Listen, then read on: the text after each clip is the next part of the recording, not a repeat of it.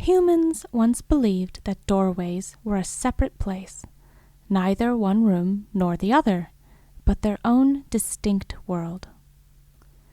Broadly speaking, people don't believe that anymore, but that doesn't mean it isn't true. Welcome to the CryptoNaturalist.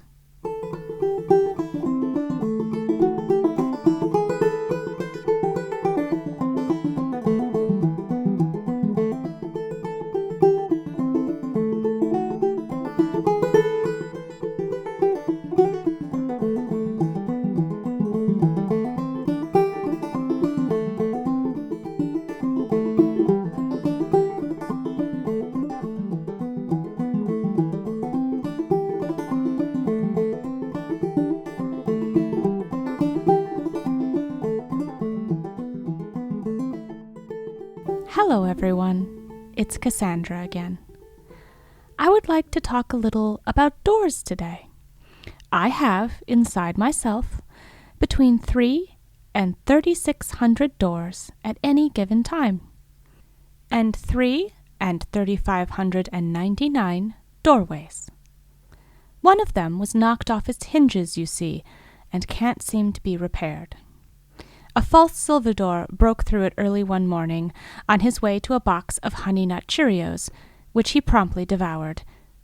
But that is a story for another day. The point is, I am full of doors. The ancient Romans believed that doors were, in some ways, inherently unstable, and modern science has backed them up on this. The human mind tends to reset at transitions, and at places of transition. Not quite a hard reset, but close enough. This is why, when you walk into another room, you'll sometimes forget what you were heading there to do. We stand just inside the doorway and think, why did I come in here? I have observed this behavior extensively, and though it increases with age, it seems to affect nearly every human. So, this led me to wonder, if we assume there is something otherworldly about doorways, and there are many reasons to assume this, to what can we attribute the phenomena? I began a meta-analysis, a collection of a large body of research on the subject, and found several interesting things. Have you ever been sitting in a room alone, or perhaps lying in bed at night, and observed a door partially open? It works best if the door is only open a crack, a sliver, through which you can see the next room. You're just about to go to sleep, or getting ready to take a shower, or sitting at a desk and glance up and see something move in the doorway. A quick movement, a flicker, a shimmer. Of course, if you check, there is nothing in the other room, and that is because what you are seeing exists only in that doorway, seen through the tiny space between door and frame. You can see it only in certain circumstances, using this singular arrangement of door and frame, not unlike a telescope dialed into the perfect point in the sky to see the rings of Saturn. So, when I began to study this movement, it was clear I would need to travel to that liminal space and see exactly what lived beyond those glimpses. I did some thinking, and then I did a prodigious amount of math. I shall spare you the process, as it was long and boring. I explained it as best I could to my CryptoNaturalist, and with his help, I evacuated all of my rooms, closets, labs, containment units, storage sheds, kitchens, firewood drying kilns, and Hummel figurine dioramas. There was an Arctic-crowned bunting that proved complicated to move, and I was also surprised to learn that Professor Artemis was still living in one of my southern apartments attached to the library. He was happy to take a short vacation with the promise that he could return one day. I felt a bit guilty leaving my CryptoNaturalist surrounded by piles of everything I'd cast off in that Denny's parking lot, but he seemed happy enough, reconnecting with books he'd forgotten he owned, so I let him be. My next step was to fold myself as small as I would go. This obviously was fairly easy. If you've never done it before, Close your eyes and imagine the point at which you would best fold. Apply mental pressure there until you do. In fact, feel yourself give way. Lean into the fold. You will begin to become smaller without losing anything. It is like bowing to the universe. You become a fan, a card, a secret letter tucked into your own pocket. As with everything in the universe, you can only be folded so many times, so it's important to know your limits. If you haven't tried before, best start with one. When I was small enough, I turned myself sideways in the universe and slipped inside my own door. My CryptoNaturalist explained a similar process he had used when visiting the elephant spiders. Honestly, it was easier than he made it sound. At first, I was blinded by the sun of that strange new world. Was it a new world? Is world the right word? Perhaps it was not a new world at all, but simply a corner of our familiar space that was, so far, unfamiliar.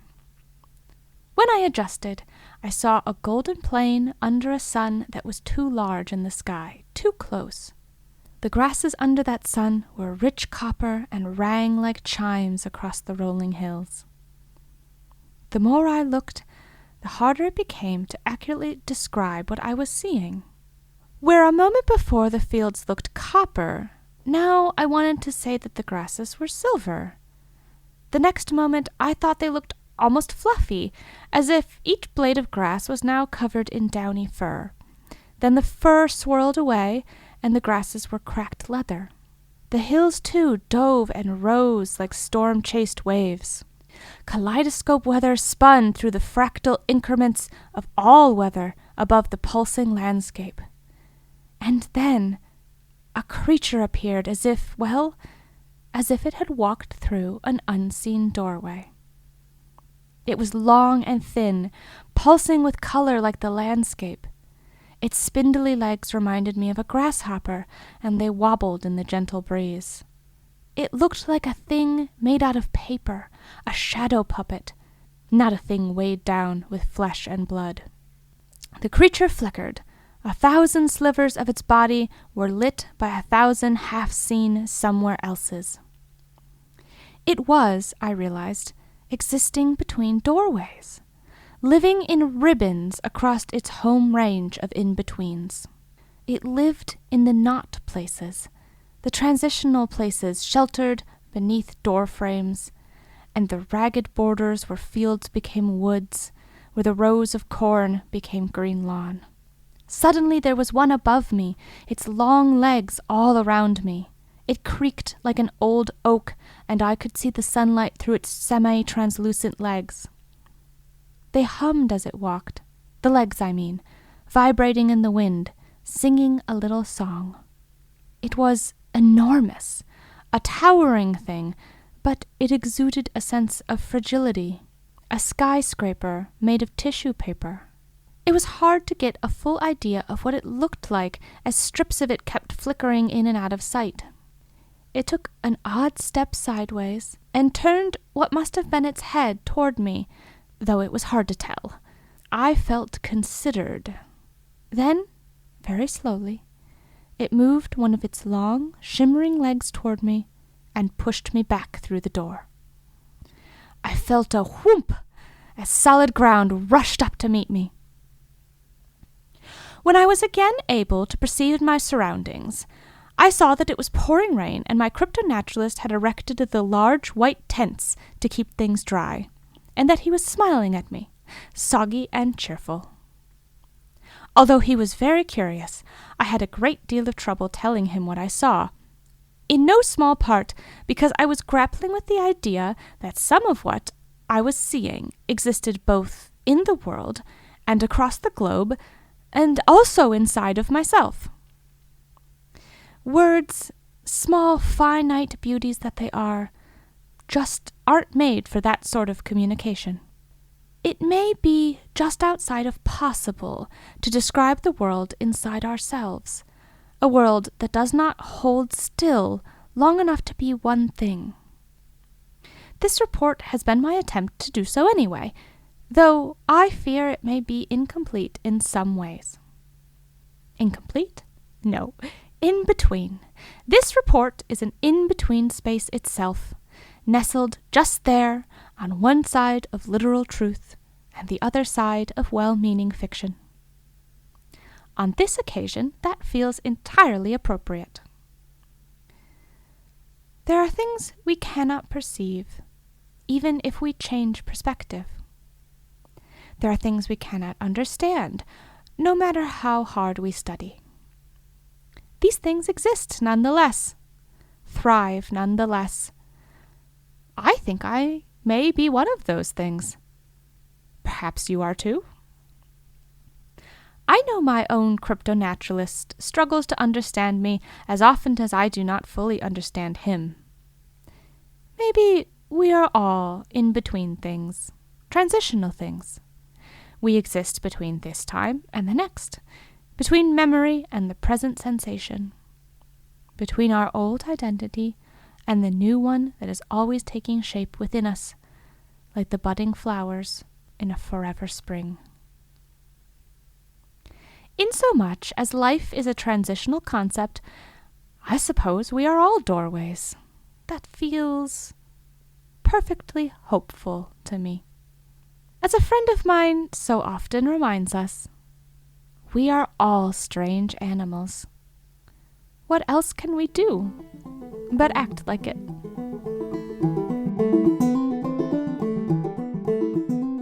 Reminder: transcripts of this and every episode are available at CryptoNaturalist.com.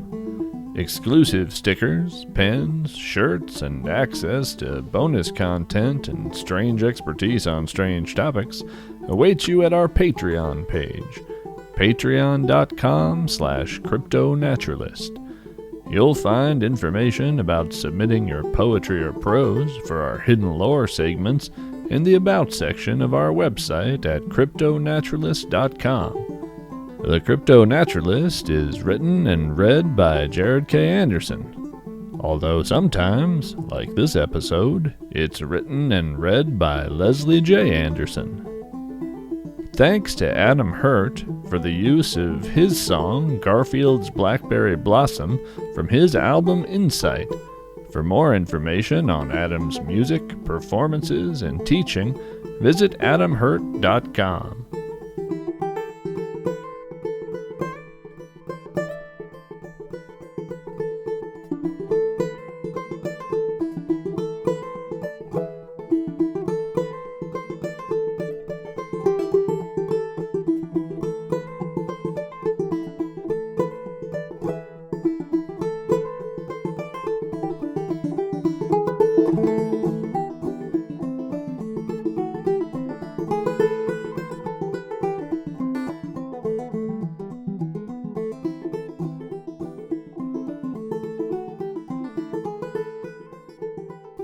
Postscript. If you want to see the doorway creature, I recommend not looking for it directly. Just be hopeful in a non-specific sort of way. It will come when it comes, arriving unexpectedly between two unrelated moments in your day, long after you've forgotten your desire to see it.